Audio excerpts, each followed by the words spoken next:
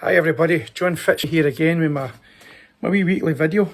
I just want to thank everybody who gave positive feedback and encouraged me to keep doing these. People are telling me they're getting something out of it. So as I said before, that's mission accomplished. I share my passion again is to help others to spiritually awaken and to realise and get in touch with their authentic self, which is deeper than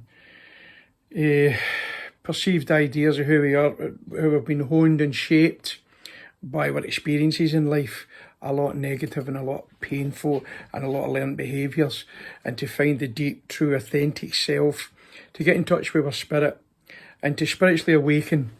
That's my passion, and that's the reason I'm making these wee videos. I've touched on some of the things that can block us from having that experience.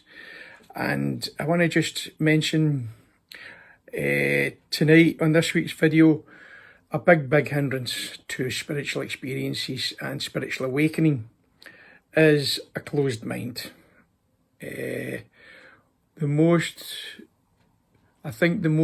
needed thing, the most required thing, one of the biggest requirements for a spiritual awakening is to have an open mind. There's a wee humorous saying that your mind's like an umbrella, it's only any use when it's opened.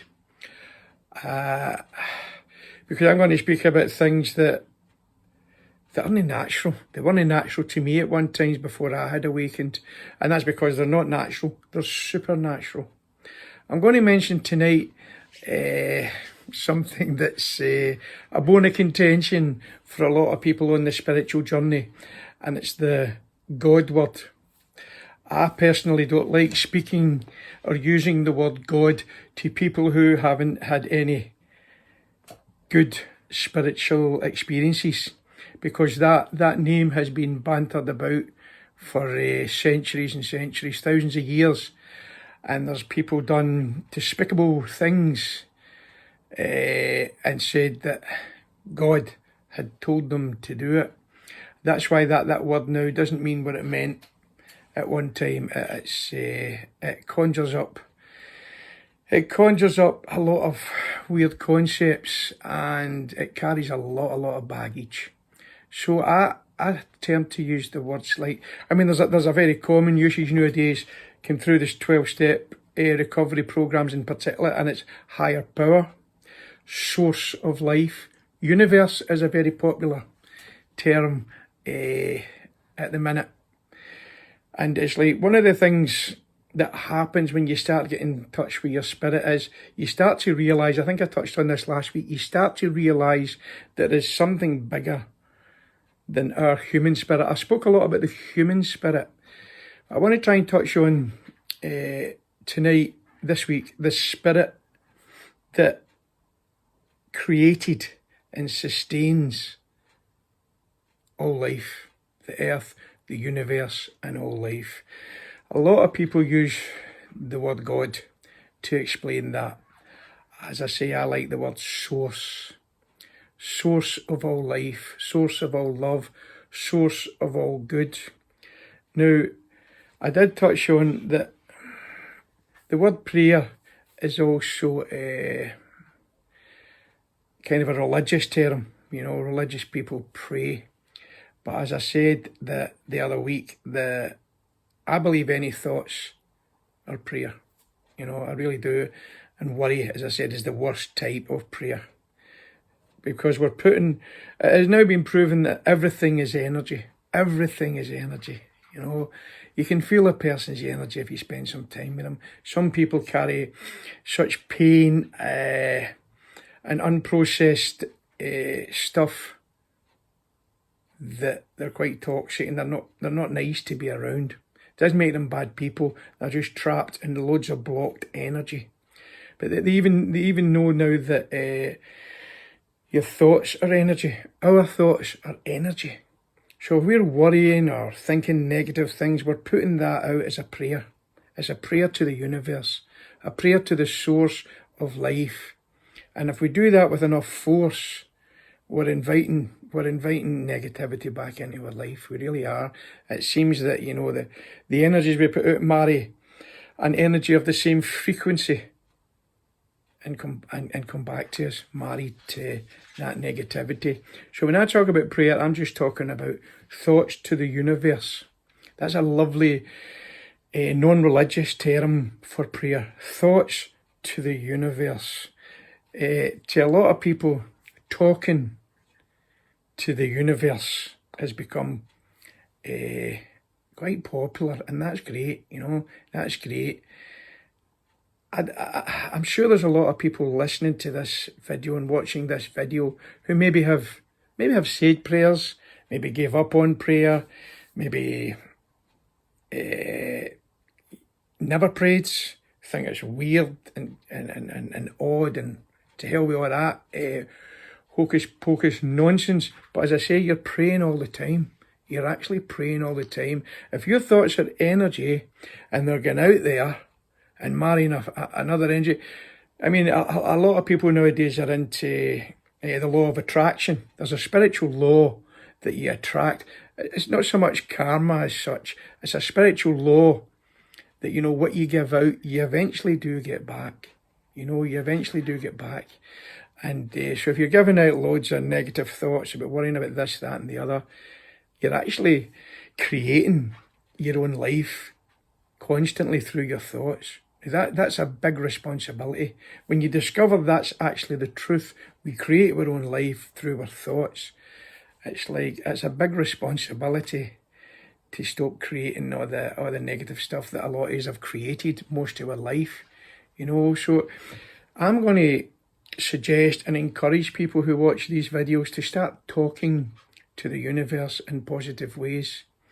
I have met, I would say, thousands of people, virtually thousands in my life. I've been on this planet coming up for 66 years now. I'm 66 years young at the end of this year, and I'm retiring from full-time work. And I've met a lot of people in a lot of stages of life. I'm not a qualified man. I haven't got great qualifications or anything. My only qualification is life experience. I'm not a trained speaker, as most of you have guessed, but none of that matters because, you know, I speak from my heart, and I'm hoping to reach other people's hearts. You know, I maybe title my wee videos, I was thinking a wee title for them, and I thought maybe soul food. I like to think I'm giving out some soul food because there's enough intellectual stimulus out there. I don't want to get anybody. There's food for thought involved, of course there is, but I want to speak to people's spirit, their soul, whatever term you're comfortable with, you know. So I maybe type my wee videos, soul food, food for the soul, from my soul to yours. And part of that is I'm going to encourage people who listen to these videos to, if you've never done it, try prayer. Try it, you know. Now, unfortunately, there's groups of religious people in this planet who have made the picture of a God who is got an anger management problem, and he loves us, but if we don't do certain things, he's going to send us to, that's crazy when you think about it, an eternal torture chamber where demons and the devil are going to torture us, not for a year, not for 1,000 years or 1,000,000 years, for eternity. When you think about it, that's crazy. That's insane. So, and unfortunately, because of this portrayal and preaching of such a concept of God, a horrible, that God is an evil tyrant who's, oh God, I've got to laugh at it now, you know. God is an evil tyrant and he loves you, but if you don't do certain things, and he's gave you certain instincts, and if you follow them, he's going to get you for doing that. It's just, it's psychological abuse. It really is. I'm convinced it's psychological abuse, you know. And that, I know because of this kind of stuff, a lot of people hate the word God and tend to think there can't be. Now, every human being who's ever lived has to come to terms with, that God's a mystery. Once you think you've got God summed up in a book or a few lines, then you're not talking about God anymore. You're talking about something else. I listen to a progressive Christian from time to time who I admire immensely called Brian McLaren. And Brian talks about how much the literal meaning for God is like, it just traps you. If you've got God summed up in a few lines or a book or a box or even a religion, then you're making God small. You're making the source of life small and fit into a box, and it's too big for that. It's far too big for that, you know. It's far too big for that. And one of the things Brian says was, your interpretation of religious writings tell me more about you than they do about any God. You know, if your perception of God is this evil tyrant, that's what you'll portray into the world. You know, you become like the God you believe in, and if your God's an evil tyrant judging people, that's what you'll be like.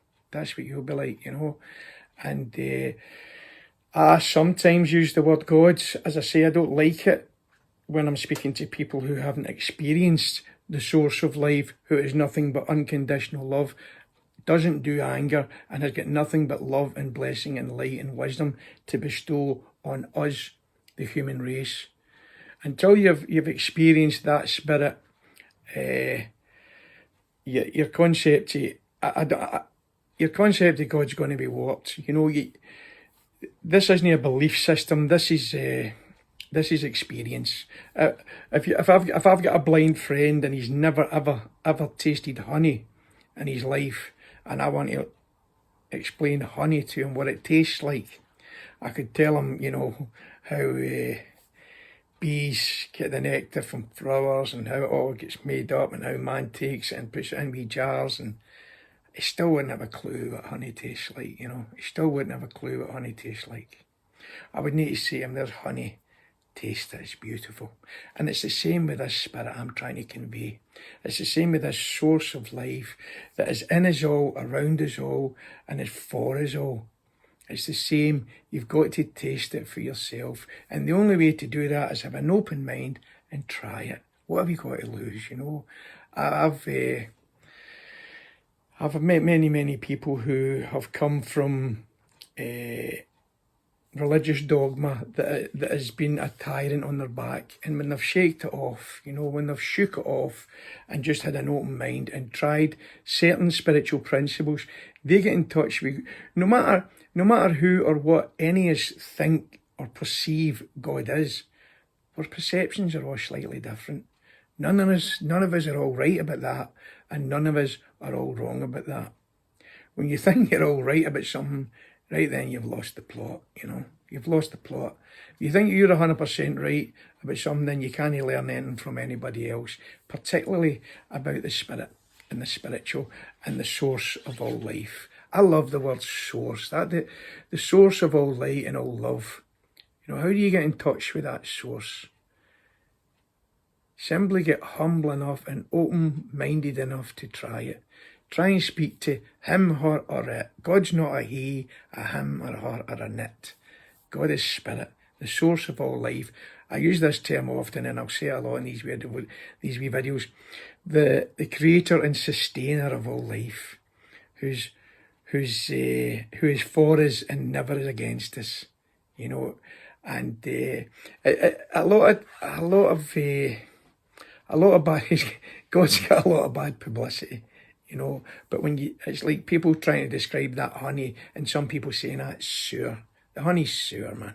Tell the blind guy it's sour, not to touch it. Tell the blind guy it's bitter. It's like drinking poison.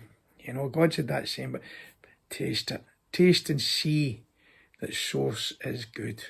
Taste and see yourself. Now, I've been in the 12-step recovery movement in various guises for for a good number of years, and through that and through other fellowships I've been involved with over the years, I've tried everything. My journey's been long and winding, and I've met, as I said, thousands of people who, when they have asked this source to show up in their life, please, I need to know if you're there. It's very confusing, all this. You know, I hear guys talking about you, religion's got wrong, they're all fighting, they're all arguing about you. They're just individually asking if you're there. I don't even know if you're there. I don't know if I'm even cuckoo saying this, but please, please, reveal yourself to me. Now, the source of life that I know and I have experienced in my life is always, absolutely always willing to reveal. Willing to reveal. Now, us in the recovery movement, we talk about being powerless over a lot of things. There's a great freedom in embracing your own powerlessness. There's many, many things as a human being we're powerless over. We're powerless over the weather, you know. Pardon me. We're powerless over many things. We're powerless over the seasons. We're powerless over the aging of our body. We're powerless over other people's behaviour, other people's opinions, views and thoughts. We're powerless over lots of things, you know. And there's a nice freedom, and you can't get still properly. I spoke a lot about being still and getting in tune with your own spirit. You can't really do that until you start letting go of the things that you're powerless over, and just let it all go. I think let go and surrender are words that are very, very close to my heart, you know. I've got a wee catchphrase that I'm going to use every single video I make, because it's so dear to my heart and it means so much to me. And it's working in my own life profoundly, and it's simply this. When you let go of everything that is not love, the only thing you're left with is love. Worth repeating, eh? When you let go of everything that isn't love, the only thing you're left with is love. Now that encompasses everything. If I let go of everything that isn't love towards myself, my perception of myself, you know, what's my perception of myself? My perception when I was young was a bit weird. I felt hurt and rejected a lot, and my perception was that I was a bit of an odd one, didn't fit in anywhere. And then I had different perceptions at different stages in my life, you know, and my perceptions changed as I went on. How you perceive yourself to be is how you will be. You perceive yourself to be a loving, kind human being, because I believe that's what we all are, deep, deep down. We've all got a soft centre. Everybody, there's a wonderful lady called Brené Brown, who some of you might be familiar with. Brené speaks a lot about how to come out and break free from childhood trauma. And one of her favourite sayings is, you know, when you look at people, you know, it's dead difficult to just let people be themselves without judging them or trying to fix them or trying to think they should be this or they should be that. Did you see? She's got this lovely wee saying that, you know, we all know that everybody is, a lot of people post that on Facebook, and it's a great wee post. Everybody, no matter who, is struggling with something. They're trying to navigate through a lot of stuff, a lot of confusion in this life, and a lot of different feelings and emotions that it's hard to navigate. Everybody is struggling with stuff. And everybody is trying their best. That wee saying, everybody's struggling with stuff and they're all trying their best, that helps you let people be and realise we are on the same boat. Some of us have been paddling a wee bit longer. That's the only difference, you know. And we try and pass on what we've learnt. And when you come up to rapids, how to use your paddle, and when the waters are a bit top-turvy, and you know, that's the deal. But so letting go of views and opinions of other people and getting still and getting in touch with your spirit. letting go of everything that isn't love shows that you're only left with love. Letting go of thoughts that aren't loving. Letting go of feelings and emotions that aren't loving towards yourself and towards others. Let go and let life. Go with the flow, we say, you know. Another guy I like listening to, Rob Bell, he says you grow with the flow. But if you're not in the flow, you can't grow. Again, I think I added that saying, but you can't grow if you're not fully present in the flow of life and you're trying to force life, push life, and fix people and control people. You can't properly grow. You can't properly grow spiritually. You can't even grow emotionally and mentally because you're missing what life's saying to you. You're missing the flow of life. Go with the flow and grow with the flow. And that's just letting go of things. How important is it? You know, don't sweat the small stuff, and it's all small stuff. It really is, you know. It's no worth the pain. Let it go. Let go and let life. Some people say let go and let God. Let go and let source. Let go and let the universe deal with things the way it's dealing with them. The only thing we're in charge of is our thoughts, our emotions and our actions. We're not in charge of anything else in the world. Now, I don't know about you, but I need some help at times with that. I need good friends, you know, and I need to be in tune and in the flow with the source of life. Nature goes at a certain pace. Before humans built these walls around Marcel and lived in all these wee houses, boxes, and for shelter and stuff, before that we were more in tune with nature. You know, the Navajo Indians and people like that, they were more in tune with nature, and they used to call the spirit in the sky. They used to know that they didn't own the land when the Americans were stealing the land off them and getting them to sign paper. They didn't know what they meant. What do you mean? We don't own the land. The land owns us. That's the way they seen it. Nature owns us. We're part of nature. So it was a weird concept when these white folk were coming to steal the land. You can't steal the land, you know. It doesn't. It belongs to us all. But they were very much. Oh, I suppose all tribes, all nations, all types of people have always longed to cry out to something bigger than myself. And religion has obscured that in many, many ways. At the core of most religions, there's a beauty and a loving kindness and a spirituality. But unfortunately, when man's need to be right gets in the way, then it all gets split up. You know, there's something like, I don't know, several thousand, I can't remember the exact number, I think it's something crazy like 30,000, something like that, Christian denominations. Now, that's crazy. They've all got the same book, slightly different interpretations here, and they're all arguing about what that means, you know. Rob Bell calls it Bibleatry. They're worshipping the book. The book's a pointer. It's like pointing to the moon and then going, oh, look at that. What do you think that means? No, I think it means that. Does that know but enough for that? It missed the moon. You know, ancient scriptures are wonderful and there's a lot of wisdom in them, but they need interpreted, you know, and they're just pointers.